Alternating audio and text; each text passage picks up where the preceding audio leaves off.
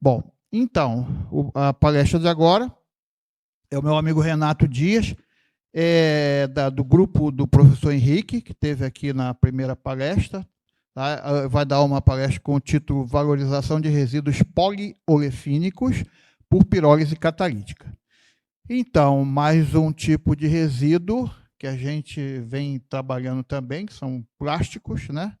E ele vai dar, quer dizer, sempre um ponto de vista diferente. Isso é bastante importante para a gente que trabalha com resíduos de diferentes origens. Por favor, Renato. Obrigado pela introdução, professor. Obrigado pelo convite. Então, obrigado, pessoal, pela plateia, por estar aqui. Então, vou tentar trazer vocês para o nosso mundo da catálise. E aí, vocês já devem ter percebido pelo meu sotaque que eu não sou aqui do Rio. Então, eu sou de uma cidade, Cachoeira Paulista, 30 mil habitantes. Uma cidade que a gente resolve tudo em 10 minutos. Então, é fácil viver lá. E ela fica na metade da distância entre Rio e São Paulo.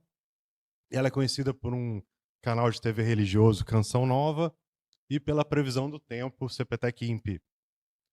Então, falar um pouco da minha trajetória em ciência e tecnologia. Eu iniciei com um curso técnico e ainda no estágio do curso técnico foi o meu primeiro contato com a catálise em propulsão de satélites. Então, eu trabalhei no INPE durante o estágio e aí depois eu migrei da área eletroeletrônica para química. Então, fui fazer engenharia química, em seguida mestrado em engenharia química, ainda em catálise heterogênea. Então, trabalhei desde o mestrado com produção de hidrogênio e também propulsão de satélites.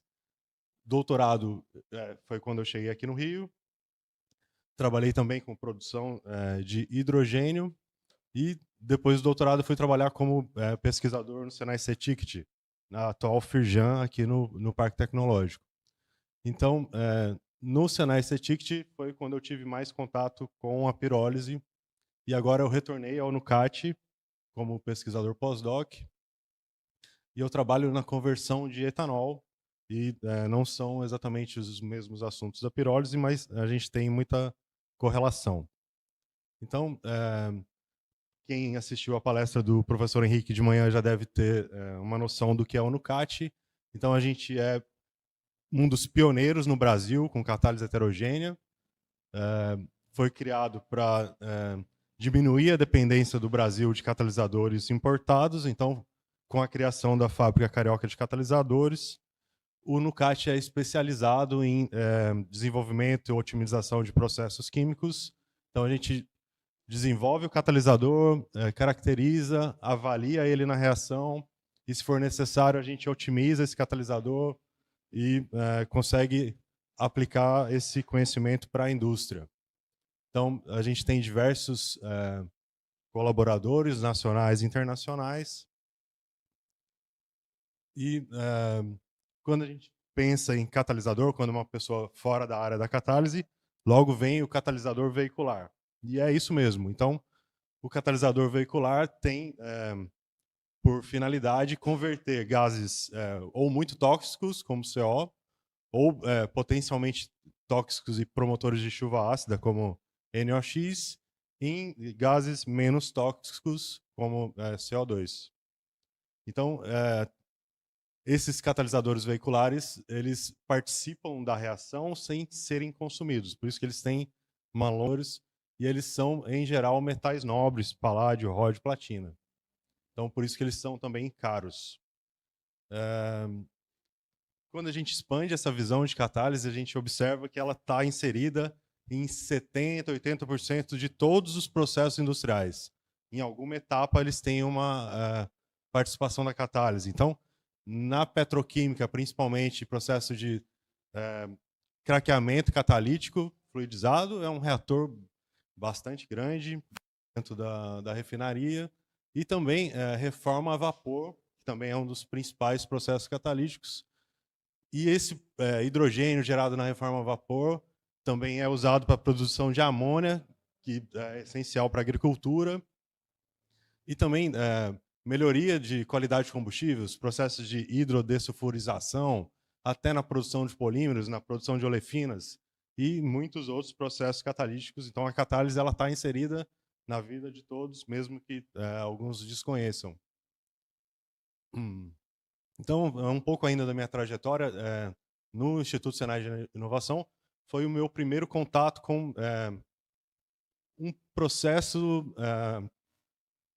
próximo da pirólise. Então, eu trabalhei o bioóleo de eucalipto, então produtores de carvão passaram a recuperar essa fração condensável de bioóleo, e a Ultragaz tinha como objetivo obter bio-GLP a partir desse subproduto. Então, nós aplicamos um hidrocraqueamento catalítico com zeólitas promovidas por metais, e quando a gente pega o efluente do reator após a reação e passa ele num banho criogênico, a gente consegue liquefazer aquele gás produzido. Então, essa foi, até nosso conhecimento, a primeira chama de bio-GLP do Brasil. Então, aqui a gente tem o padrão de hidrocarbonetos do GLP, com 22 hidrocarbonetos, e aqui a gente tem a comparação do nosso produto de reação, mostrando a efetiva produção de bio-GLP. Esse processo ele não foi levado adiante porque ele tinha outros problemas, por exemplo, a formação de uma resina fenólica, então impedia que a gente convertesse esse processo para um processo contínuo, e aí o processo batelada custaria muito caro em capital de investimento, então essa pesquisa foi descontinuada, mas a Ultragaz atualmente já produz bio-GLP industrialmente numa refinaria rio-grandense por outro processo. Então, um segundo processo que envolvia catálise, um segundo projeto que envolvia catálise que eu trabalhei foi a modificação da ZSM5.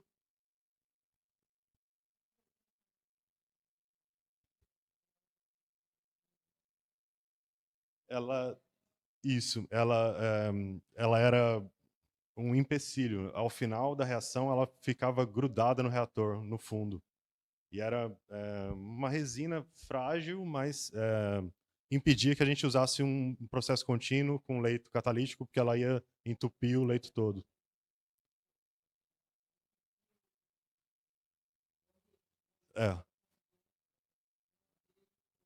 Exatamente. A gente teve que usar batelada.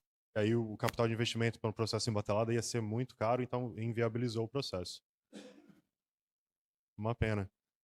Mas talvez a pirólise ex situ, né, em seguida da reação, seja mais conveniente para o processo. A gente foi trabalhar o pós-processamento do óleo, que não foi muito interessante. Mas existem outras alternativas. Então, um segundo projeto que eu trabalhei era uma modificação das SM5. As SM5 ela é tradicionalmente microporose, a gente queria gerar mesoporos, e aí essas SM5, combinada a outros aditivos, foi avaliada na pirólise in situ de polímeros. Esse é um projeto grande que envolvia uma instituição brasileira, né, o Senai CETICT, uma indústria brasileira, a FCC, uma startup brasileira, Zé Fértil, o Engepol entrou como parceiro, a RISE, que é um instituto sueco de pesquisa e desenvolvimento, a Polyfuels, que era uma indústria sueca de pirólise e de reciclagem de polímeros, e contou com o investimento também de duas agências de financiamento, a Embrapi brasileira e a Vinova sueca.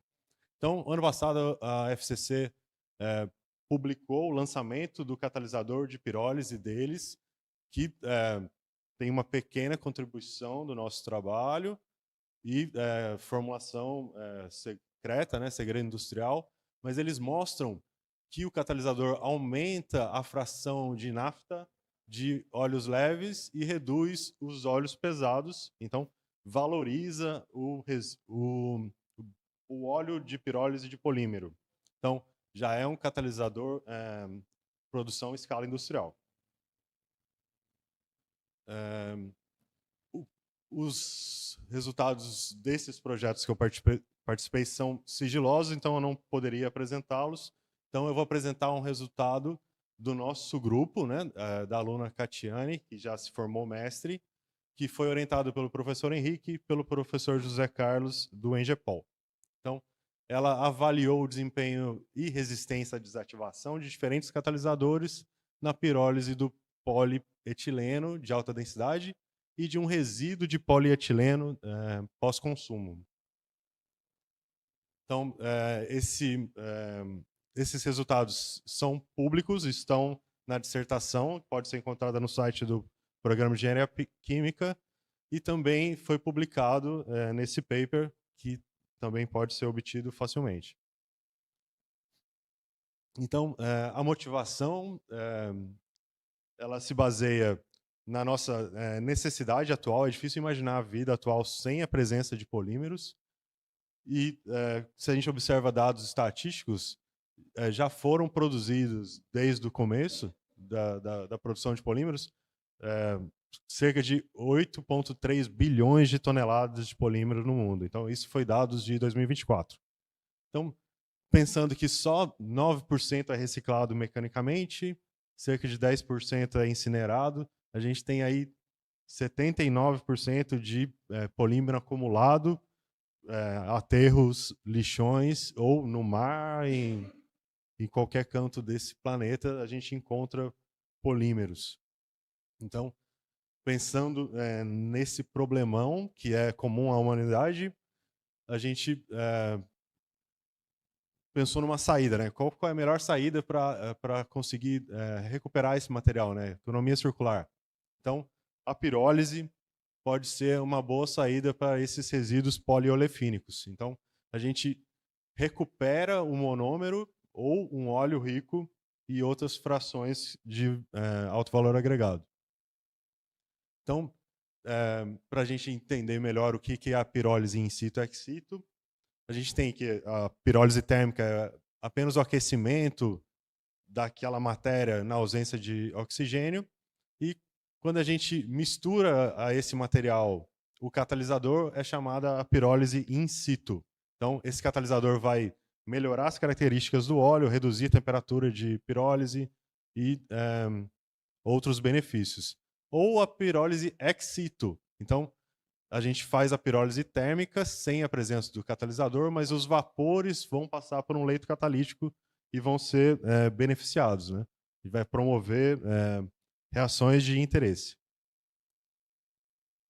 Então, vendo a literatura, a gente observa que os catalisadores para pirólise catalítica são, em geral, zeólitas, aluminas, sílica-aluminas, os próprios catalisadores de FCC, óxidos metálicos diversos, carvão ativado, argilas, e a Catiane selecionou alguns deles, entre eles duas zeólitas, a zeólita USY, que é da família da faljazita, de ultra resistência, e uma zeólita Y substituída com metais nobres, com terras raras, rare earth, com terras raras.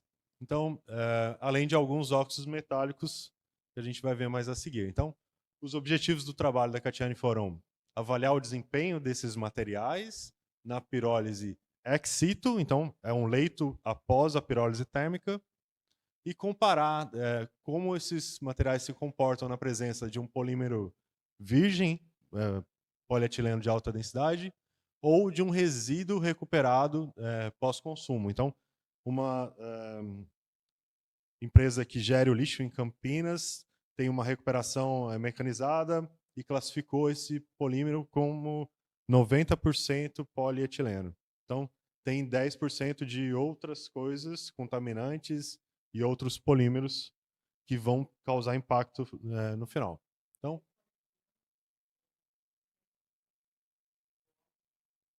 90% de alta. De alta. Isso, e os 10% divididos entre outros polímeros e contaminantes. Esse é o resíduo pós-consumo. O virgem era só Braskem 0 km. Então, ela investigou os diferentes parâmetros reacionais, como que isso influencia nos produtos que ela obteve. Ela avaliou a resistência à desativação desses catalisadores ao longo de diversos ciclos. Essa parte eu não vou conseguir apresentar hoje por causa do tempo. E como que esses resultados se relacionam com as propriedades físico-químicas dos catalisadores, né?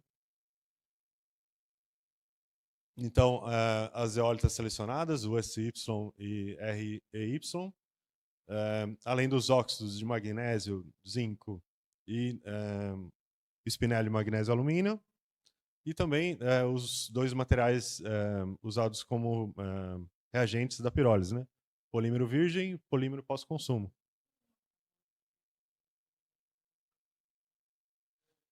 Eu acho que era para comparar materiais ácidos e materiais básicos. A ideia é mais ou menos essa. A USY é a zeólita mais usada em FCC.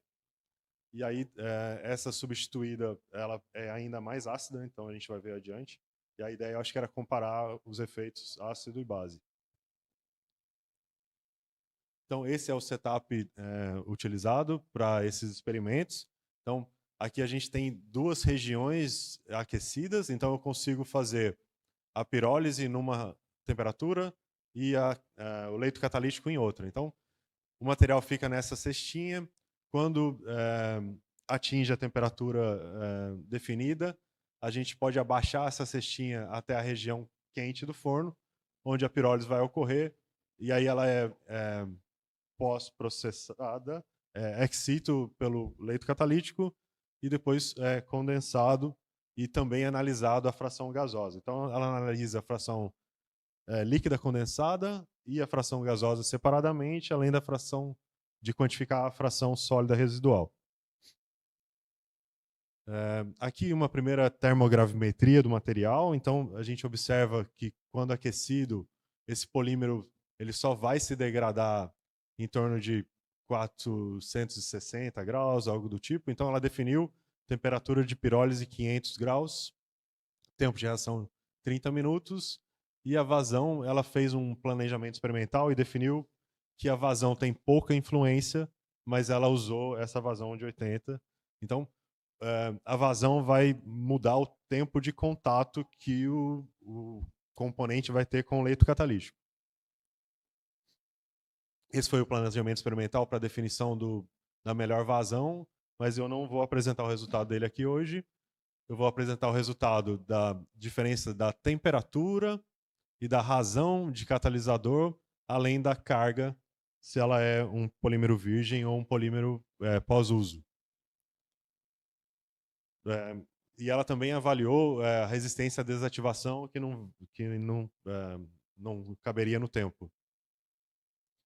Então, o líquido, ela condensou, né, o vapor condensável, ela analisou por GCMS, a fração gasosa por GC-FID e o material retido no catalisador por TGA-FRX. Também caracterizou os sítios ácidos e básicos por TPD, a área específica por fissorção, difração, estrutura cristalina e a composição, o material retido por fluorescente raio-x. Então, quando a gente analisa acidez e basicidade do material usando moléculas de prova, né? Então a gente eu vou passar e depois volto. Então, para quem não é da catálise, quando a gente quer quantificar a acidez do material, a gente usa uma molécula básica, então a gente adiciona amônia nesse material, e aí quando a gente aquece, a gente observa a desorção da amônia em diferentes temperaturas. Então, se a amônia dissolve em baixa temperatura, é um sítio ácido fraco. Se é uma temperatura média, é um sítio ácido médio, e a mesma coisa para uma temperatura alta, um sítio ácido forte. Então, a gente consegue quantificar a área dessa curva e quantificar os sítios ácidos, se eles são fracos, médios ou fortes. A mesma coisa para os sítios básicos, a gente usa uma molécula ácida, CO2, e consegue quantificar os sítios básicos. Então, aqui a gente observa que as zeólitas são ácidas, então a USY é moderadamente ácida, e a substituída por metais terras raras é muito mais ácida. E para os catalisadores óxidos, a gente observa que eles são tradicionalmente básicos. Então, o zinco é pouco básico, MgO, óxido de magnésio, é mediano e o espinélio de magnésio e alumínio é mais básico. Tradicionalmente também a área específica das zeólitas é um dos atrativos desse material. Ela tem uma alta área específica e isso influencia na reatividade. E quando a gente adiciona terras raras, ela perde parte dessa área específica. E os materiais óxidos têm uma área específica mais modesta. O zinco praticamente não tem expressividade na área específica. Então, aqui foram os resultados que ela obteve em diferentes temperaturas. Então, para a zeólita USY, a gente observa que o aumento da temperatura reduz a fração recuperada de líquido. O sólido residual é praticamente nulo, então todo o material é pirolizado praticamente. E o que não é líquido se converte a fração gás não recuperável, não condensável. Então, comportamento semelhante para a zeólita substituída por terra rara. Então, quanto maior a temperatura, menor o rendimento para líquido. E aí o objetivo era obter a fração líquida, né? E para os óxidos básicos, não teve uma variação muito grande, expressiva, com as diferentes temperaturas. Eles não foram seletivos ao craqueamento. Então, aqui a gente observa os hidrocarbonetos agrupados por tamanho de cadeia. Então, faixa nafta, gasolina, C5 a C12, diesel range e óleo pesado. Então, a gente observa para a zeólita Y que quanto maior a temperatura, maior a fração de óleo leve, que é a fração mais valiosa. Então, ela definiu que a melhor temperatura para trabalhar com a USY era em 350 graus. A composição desses óleos também foi avaliada por GCMS. E a gente observa que eles são basicamente olefinas, quando a pirólise é só térmica, e com a pirólise catalítica ele converte parte das olefinas em parafinas e isoparafinas, além dos aromáticos.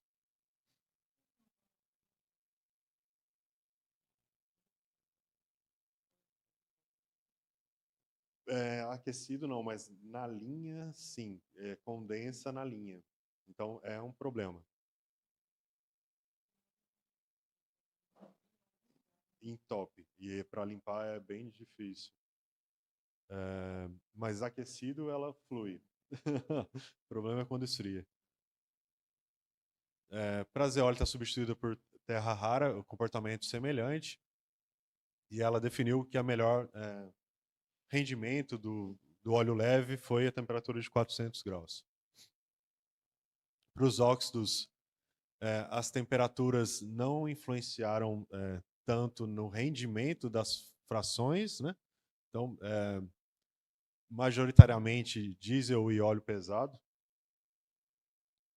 E ela não observou craqueamento significativo. Mas quando a gente qualifica esse óleo, né, a gente observa certas diferenças, principalmente a conversão das olefinas em parafinas. Então, vai esbarrar nessa questão de condensar em algum momento, mas não é um problema industrialmente, porque industrialmente é processado a quente, né? Em geral, sim, ou vai estar usando um outro solvente, o próprio óleo já processado com solvente. Então, tem mecanismos para contornar esse problema. E aí ela definiu o melhor rendimento de óleo e de óleo leve para cada material.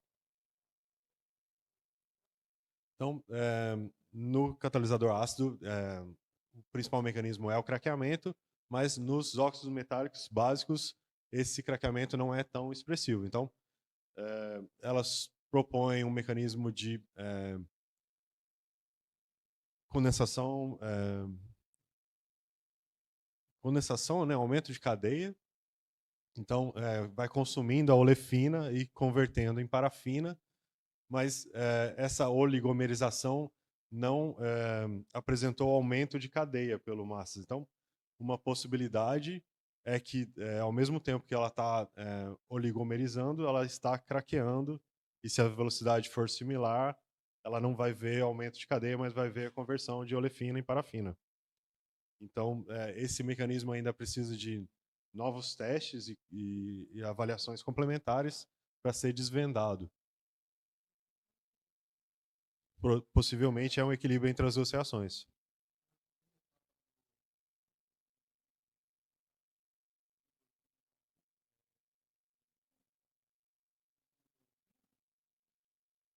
Ele vai saturando as ligações e oligomerizando, né? Crescimento de cadeia.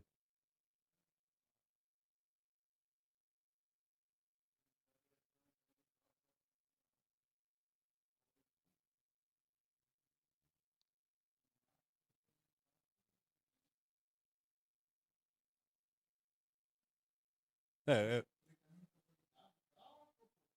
é proposto. Então, é um sítio básico, né, que forma o carbânion, e aí, a partir desse carbânion, o radical vai sucessivamente se oligomerizando.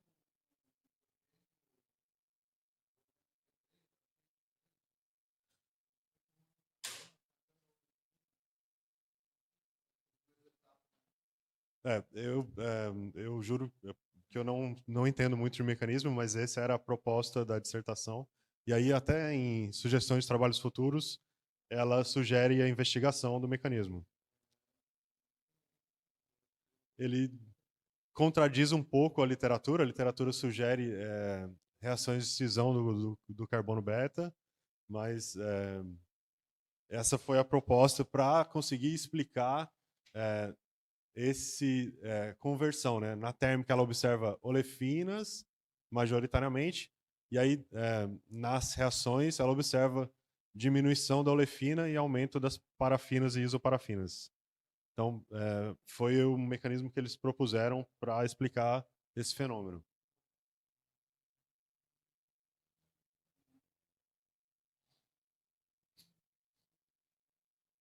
Então aqui ela também avalia a influência da quantidade, né? A proporção de catalisador da carga para catalisador. Então, ela fixa 5 gramas de polímero e aí usa, num teste, 5 gramas de catalisador, ou 2,5 ou 1,6.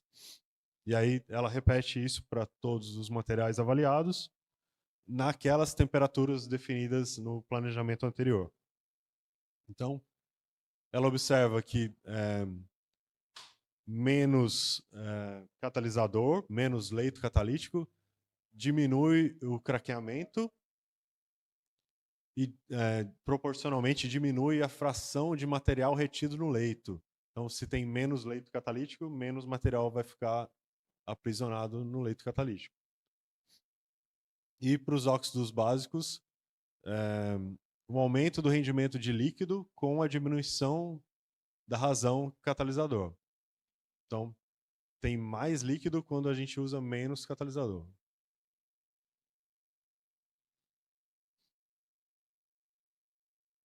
Aqui, quando a gente observa a composição dos líquidos condensáveis, né?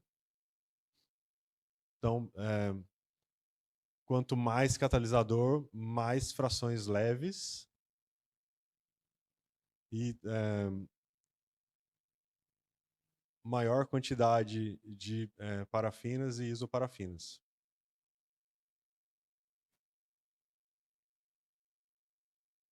E também aumento da quantidade de aromáticos. A zeólita substituída, terra rara substituída, também teve diminuição da capacidade de craqueamento, então menos leito catalítico menos materiais leves e diminuição do rendimento de parafinas, isoparafinas e aromáticos. Então, o catalisador é responsável pela formação desses materiais, né?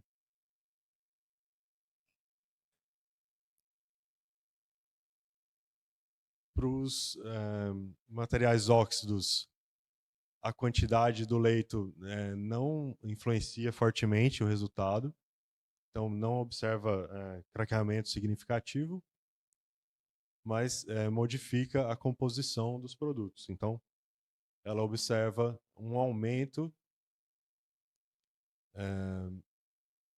da conversão das olefinas. Então, a térmica ela tem mais olefina, e quando ela usa os sítios básicos, ela observa mais parafinas e isoparafinas. E aí daí que ela propõe aquele mecanismo de condensação oligomerização, né?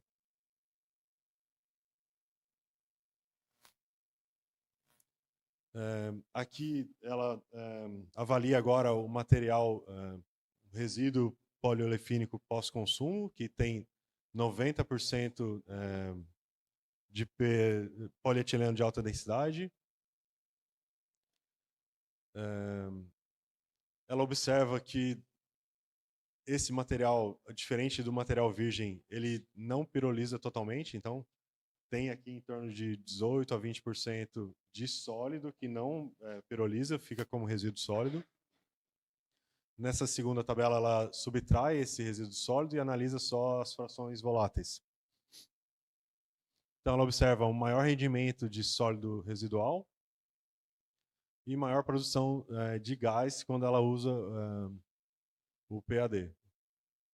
E aí, a zeólita reduz o rendimento de gás em relação ao PAD virgem e rendimento da fração do material retido é semelhante entre as duas zeólitas. E os óxidos básicos não favorecem o craqueamento novamente.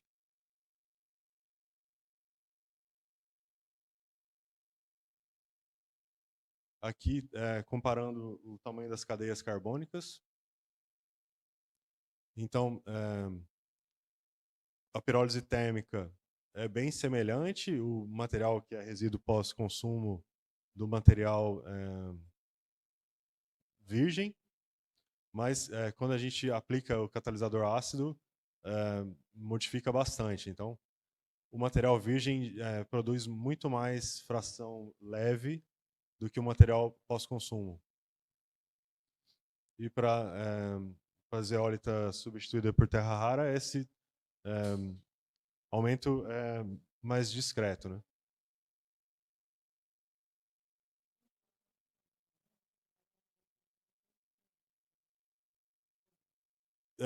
Possivelmente PET, quando a gente analisa PET, tinta e outros polímeros, mas a gente observa oxigênio na fração gasosa, o que não vê quando é só poliolefina.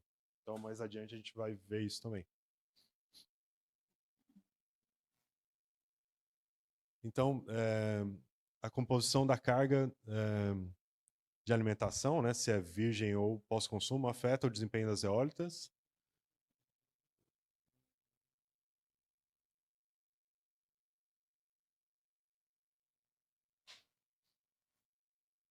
Aqui com os óxidos, também a gente observa a composição dos produtos é similar.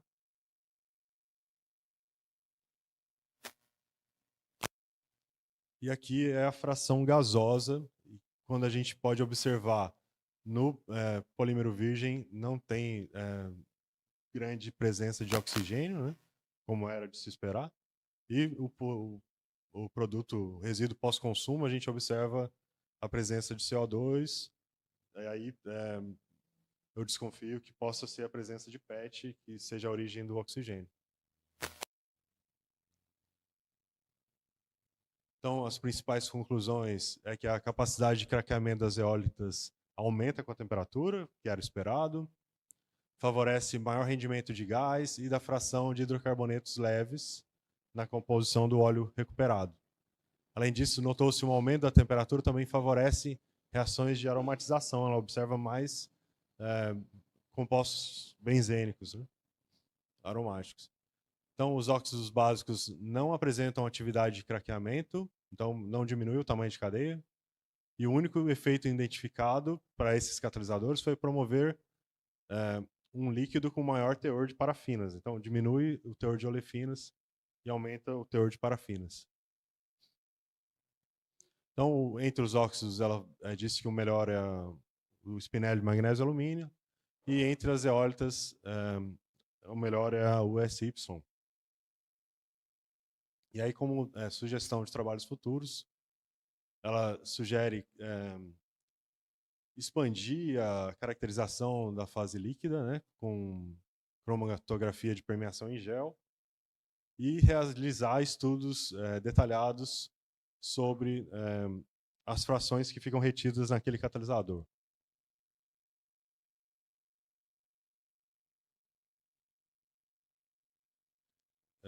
Ela apresenta também umas bibliografias e agradecimentos a todas as partes envolvidas. Obrigado a vocês.